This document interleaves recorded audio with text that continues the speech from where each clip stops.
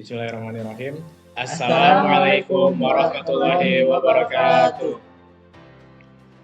Pada kesempatan kali ini, kami dari kelompok 3 Fikih kelas 10.1 ingin memaparkan tentang materi akad salam dan juga akad istisna. Pertama-tama, untuk perkenalan, nama saya Devalif Istihar. Nama saya Raka Razar Rifali. Saya MJ Zaira. Insya Allah dalam beberapa menit ke depan kita akan memaparkan salah satu syariat Islam yang mengatur akad jual beli, yaitu akad salam dan juga akad istisna. Di masa sekarang ini terkadang penjual memerlukan dana untuk menunjang biaya dari produksi suatu barang. Seperti contohnya ketika petani ingin menanam suatu tanaman, terkadang petani tersebut memerlukan dana untuk membantu pertaniannya. Dan juga terkadang di dalam industri produksi seperti produksi perabotan ataupun makanan, terkadang para penjual memerlukan dana untuk biaya produksi dari produk tersebut. Nah, tetapi di masa sekarang pembeli juga sering kali ingin membeli barang yang belum ada bentuknya. Nah, oleh karena itu, terkadang ada kesepakatan antara dua pihak, yaitu penjual dan pembeli, untuk mengatasi masalah ini. Namun, penyelesaian dari masalah ini menimbulkan masalah yang lain. Salah satunya adalah praktik riba dan gharar yang seringkali terjadi dalam praktik pre-order konvensional. Oleh karena itu, maka diperlukan adanya solusi yang sesuai dengan syariat yang terbebas dari riba dan juga gharar untuk mengatasi dari masalah pre-order yang seringkali terjadi di masa sekarang ini. Oke. Oleh karena itu, untuk mengatasi permasalahan pre-order yang terkadang tidak sesuai dengan syariat, maka syariat Islam menyediakan solusi, yaitu salah satunya adalah akad jual beli salam dan juga istisna. Nah, pertanyaan yang pertama, mungkin teman-teman belum tahu nih apa itu salam, apa itu istisna. Nah, jadi secara umum salam dan istisna itu adalah akad jual beli yang bentuknya tuh pesanan, jadi mirip kayak pre-order di antara pembeli dan juga penjual.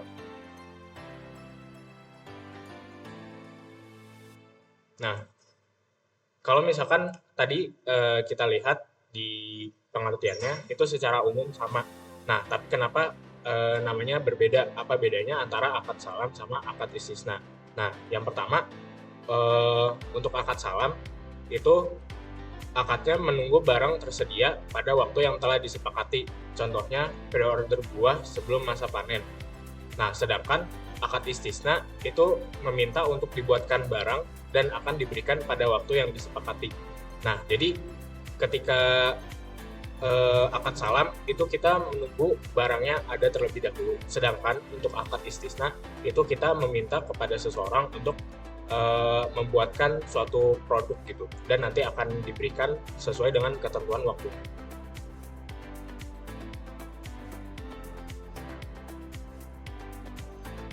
Selanjutnya, untuk menjalankan akad salam dan juga istisna tentunya harus ada hukum dasarnya dari akad-akad tersebut. Untuk akad salam tersendiri itu ada di Quran surat Al-Baqarah ayat 182, yang artinya, hai orang-orang yang beriman, apabila kamu bermuamalah tidak secara tunai untuk waktu yang ditentukan, hendaklah kamu menuliskannya. Jadi ketika kita melakukan akad salam yang sudah ada waktu yang ditentukan, itu kita harus menuliskan kesepakatan yang ada. Lalu untuk akad istisna ada pada di hadis riwayat Bukhari yang artinya dari Ibnu Umar radhiyallahu anhuma bahwa Rasulullah sallallahu alaihi wasallam minta dibuatkan cincin dari emas. Nah, di sini Rasulullah meminta untuk dibuatkan cincin dari emas yang ini tuh sesuai dengan akad salam akad istisna yang dimana pembeli meminta dibuatkan sesuatu barang lalu pembayarannya dilakukan di akhir. Untuk selanjutnya adalah rukun pelaksanaan dari akad salam dan juga istisna. Jadi sebelum melaksanakan akad salam dan juga istisna harus ada hal-hal yang dipenuhi sebelum melakukannya. Untuk akad salam tersendiri, yang pertama ada muslam, yaitu pembeli. Yang kedua ada muslam ilaih, penjual, modal atau uang. Dan yang berikutnya muslan fi'ih, yaitu barang. Dan juga siqat atau ijab qabul. Lalu untuk akad istisna, yang pertama ada produsen atau syani, pemesan, mustasni, dan juga objek pesanannya, masnu, harga, saman, dan juga ijab dan qabul. Jadi selanjutnya ada syarat sah salam. Nah, syarat sah salam itu yang pertama ada spesifikasi barang harus jelas dan disepakati. Jadi barangnya itu udah harus jelas adanya dan harus disepakati di awal pembelian. Nah, setelah itu yang kedua ada waktu dan tempat penyerahan harus ditentukan. Jadi di awal juga waktu dan tempat untuk menyerahkan barangnya juga harus ditentukan di akad. Nah, setelah itu yang terakhir ada pembayaran harus dilakukan sesuai kesepakatan tanpa unsur riba atau gharar atau ketidakpastian. Nah, ini sudah menjadi syarat jual beli ya secara umum. Nah, setelah itu ada syarat sah istisna. Nah, yang pertama, uangnya dibayar di tempat akad, pembayaran dilakukan terlebih dahulu. Jadi pembayarannya dilakukan terlebih dahulu. Nah, terus habis itu yang kedua, barangnya menjadi hutang si penjual karena barangnya ini belum ada atau belum jadi. Jadi penjual itu seperti berhutang gitu kepada pembeli. Nah, setelah itu selanjutnya ada barangnya dapat diberikan pada waktu yang dijanjikan. Jadi juga harus dijanjikan dari awal. Nah, setelah itu barang tersebut hendaklah jelas ukurannya, baik takaran, timbangan ataupun bilangannya. Nah, setelah itu juga diketahui dan disebutkan sifat-sifat barangnya. Jadi barangnya kan posisinya belum ada. Jadi kita juga harus menyebutkan sifat-sifat barangnya. Nah, yang terakhir disebutkan juga tempat untuk menerimanya. Nah, sama seperti salam tadi, tempat penerimaan juga harus disepakati di awal.